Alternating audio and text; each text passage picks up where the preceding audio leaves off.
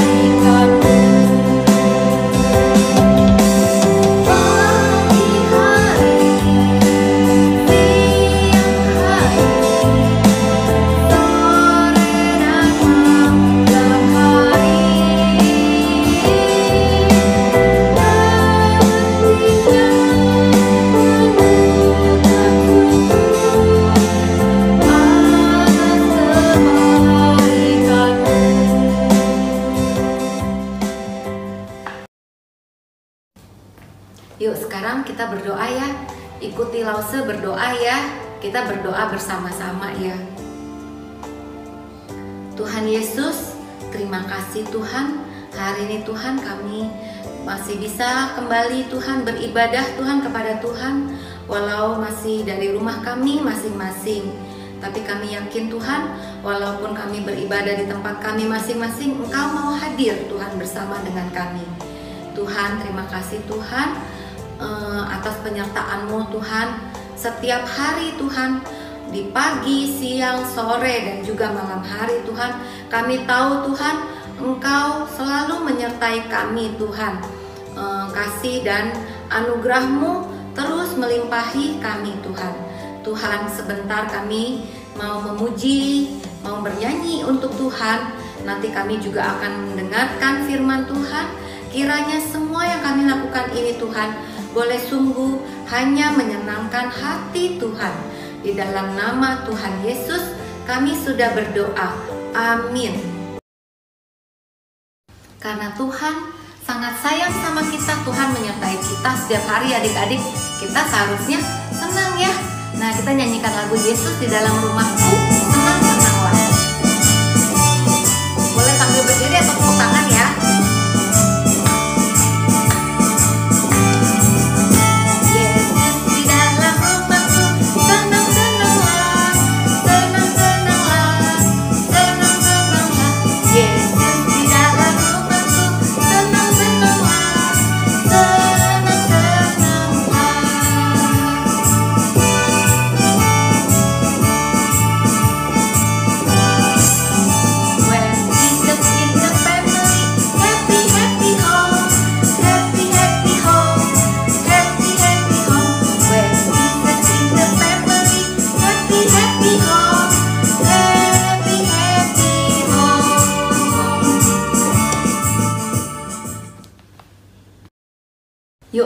sekarang kita mau berikan yang terbaik untuk Tuhan. Kita mau memberikan persembahan yang kita sudah tahu asalnya juga dari Tuhan, yang sudah lebih dulu memberkati kita. Kita nyanyikan lagu bersyukur ya.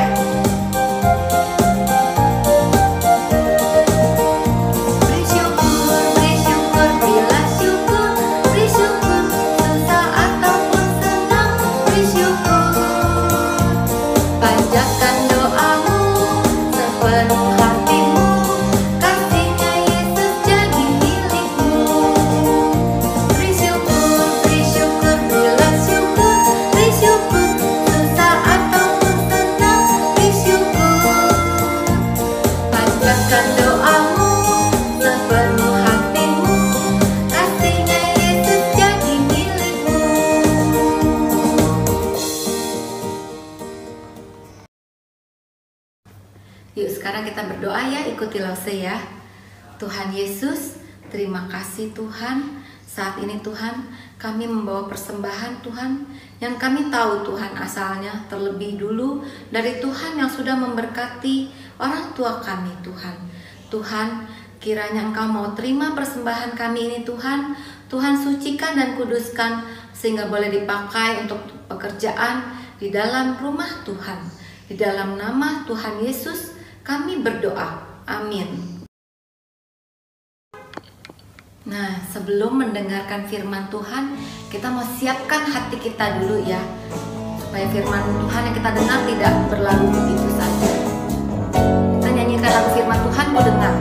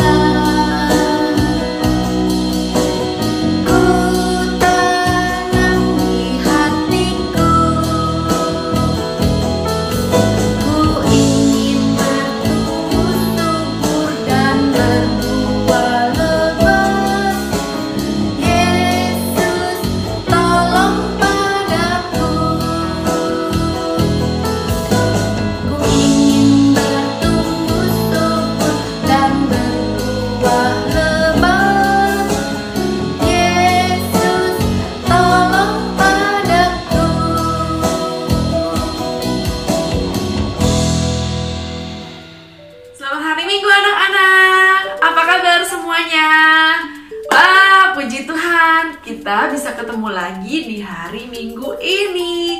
Anak-anak, sebelum kita mulai mendengarkan firman Tuhan, kita mau berdoa dulu ya. Semuanya sikapnya yang baik, kita mau tenangkan hati kita karena kita mau dengar firman Tuhan.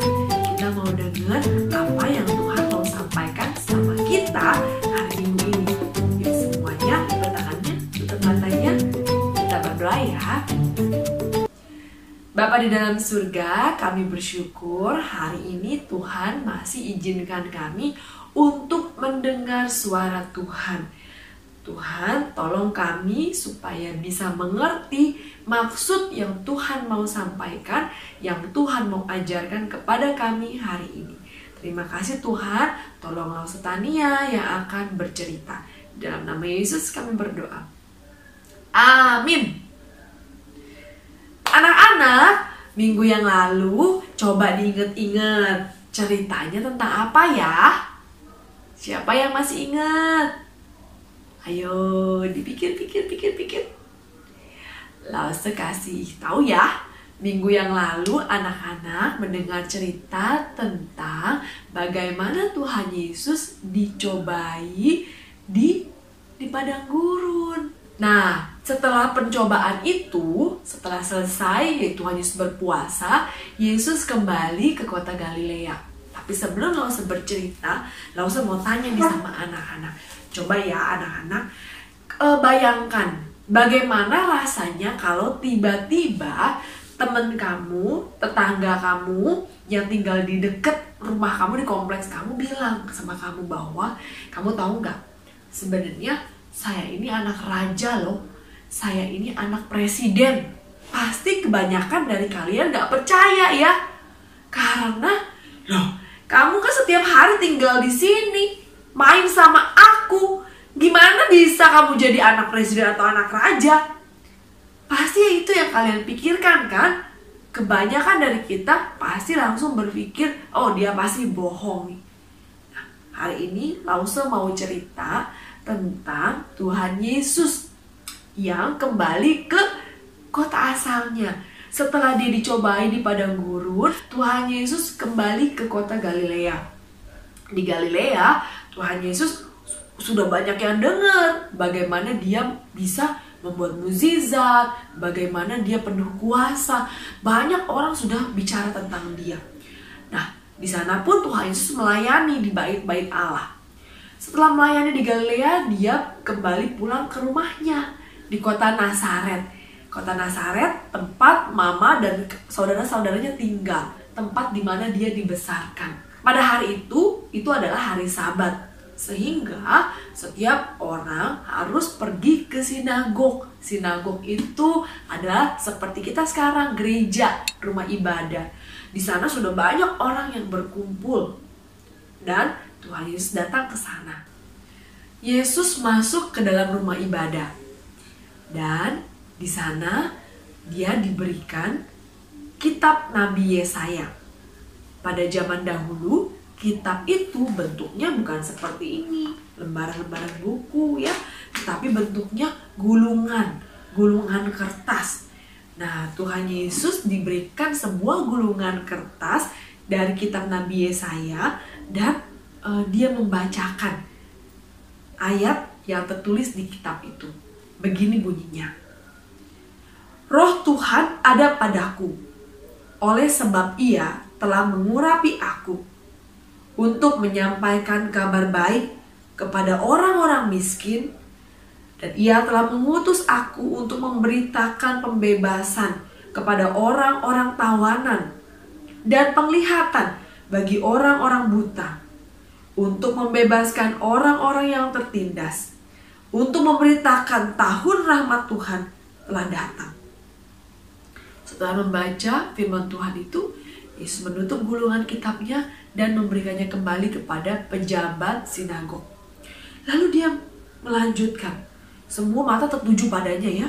Semua orang di sekitar itu, di sinagog, memperhatikan Yesus. Menunggu apa kira-kira yang akan disampaikannya. Lalu Yesus berkata, pada hari ini genaplah nas ini sewaktu kamu mendengarnya. Maksudnya apa? Maksudnya ayat yang tadi dibaca itu sudah kejadian, sudah terjadi pada hari ini. Bahwa dibilang roh Tuhan ada padaku, sebab dia telah mengurapi aku. Berarti dia mau bilang bahwa ayat yang tadi dia bacakan itu bicara tentang dia. Roh Tuhan itu ada pada dia. Ya, roh Tuhan sudah mengurapi dia, supaya dia bisa menyampaikan kabar baik kepada orang-orang miskin, menyampaikan pembebasan kepada orang-orang yang tertawan, dan menyampaikan bahwa tahun rahmat Tuhan itu telah datang. Semua orang terkagum-kagum mendengar apa yang Yesus bilang. Tapi tiba-tiba ada suara berkata dari antara mereka, tunggu. Bukankah dia ini anak Yusuf? Bukankah dia ini saudara-saudaranya tinggal bersama dengan kita? Masa dia bilang bahwa dia itu Mesias, penyelamat yang kita nanti-nantikan? Kita gak mungkin percaya. Yesus mendengar suara itu. Yesus tahu bahwa orang-orang di kampung halamannya pasti gak akan percaya sama dia. Pasti gak bisa terima mukjizat-mukjizat yang akan dilakukannya. Maka Yesus bilang, kalian pasti berpikir, aku harus melakukan mukjizat di sini seperti yang kulakukan di kota lain. Tidak, aku tidak akan melakukan mukjizat di sini. Kenapa? Karena kalian tidak akan pernah percaya. Kalian tidak akan pernah percaya bahwa aku adalah Mesias itu. Maka aku tidak akan lakukan mukjizat kepada kalian, hai orang-orang yang tidak percaya. Wah, mendengar hal itu, orang-orang yang ada di sinagog malah jadi marah. Mereka dibilang bahwa mereka bukan orang yang percaya. Padahal mereka berpikir setiap hari Sabat mereka datang ke sinagog, datang ke rumah Tuhan, beribadah. Masa bisa dibilang bahwa mereka bukan orang percaya? Mereka semua marah. Mereka bangun lalu menghalau Yesus, mendorong Yesus keluar dari sinagog dan keluar kota, bahkan keluar dari kota Nazaret, lalu membawa dia ke tebing yang tinggi, tempat kota itu terletak. Ngapain? Ternyata mereka mau melemparkan dia dari tebing karena mereka begitu marah. Tapi Yesus, dia dengan tenang, walaupun dengan hati yang sedih, dia pergi melepaskan dirinya dari kumpulan orang-orang yang hendak mencelakai dia. Lalu dia pergi lewat saja dari tengah-tengah mereka, meninggalkan mereka. Anak-anak, mungkin seperti yang tadi di awal Lause tanyakan kepada kalian, kalian pasti sulit percaya. Seperti orang-orang yang ada di kampung halamannya Yesus. Mereka tidak bisa percaya bahwa Yesus itu Mesias. Karena dari kecil mereka lihat bagaimana Yesus bertumbuh, ada bersama-sama mereka, bermain bersama anak-anak mereka juga. Lalu tiba-tiba Yesus bilang bahwa dirinya Mesias, sulit bagi mereka untuk percaya. Tetapi Lause mau kasih tahu anak-anak bahwa ternyata percaya itu tidak selalu harus karena kamu sudah melihat. Percaya itu walaupun kamu tidak melihat, kamu yakin bahwa itu benar terjadi. Itu iman percaya. Di dalam Alkitab ini tidak semua kita pernah lihat. Bahkan hampir semuanya mukjizat-mukjizat Tuhan Yesus yang ada di dalam Alkitab, cerita-cerita perjanjian lama bagaimana Allah menciptakan semuanya, kita nggak pernah lihat. Tapi kita harus percaya, kita harus beriman bahwa itu semua benar. Anak-anak, kita harus belajar, yakin, tidak perlu harus ada bukti-bukti nyata untuk kita percaya firman Tuhan. Kita mau baca ayat hafalan kita ya. Ayat hafalan kita cukup panjang hari ini. Diambil dari Lukas, tadi yang dibacakan, ayat yang sudah dibacakan oleh Tuhan Yesus sendiri di sinagog.